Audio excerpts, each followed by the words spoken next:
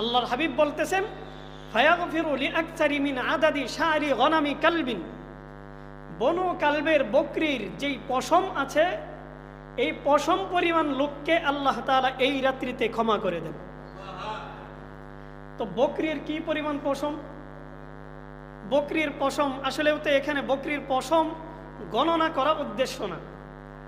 বকরির শরীরে যেই পরিমাণ পশম আছে এই পরিমাণ লোক আল্লাহ তাআলা ক্ষমা করবেন, এটা উদ্দেশ্য না।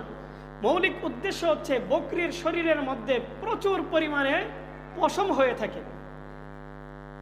আর বিশেষ করে ওই সময় এখানে যেই গোত্রের কথা বলা হলো বনু কালব, বনু কালবের বকরির তুলনামূলকভাবে অন্যান্য গোত্রের যেই বকরি হতো ওই সমস্ত বকরির চাইতে বনু কালবের বকরির পশম বেশি হতো।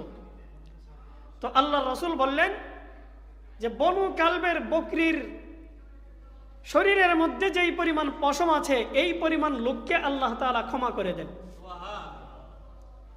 তার মানে অসংখ্য অগণিত মানুষকে আল্লাহ তাআলা এই রাত্রিতে ক্ষমা করে দেন। তো এই হাদিসের মাধ্যমে আমরা বুঝতে পারলাম যে লাইলাতুন নিসফি মিন শাবান বা শবে বরাত এই রাত্রিতে আল্লাহ তাআলা মানুষকে ক্ষমা করে দেন। এটা হচ্ছে ক্ষমার রাত্রি, এটা ক্ষমার রোজ।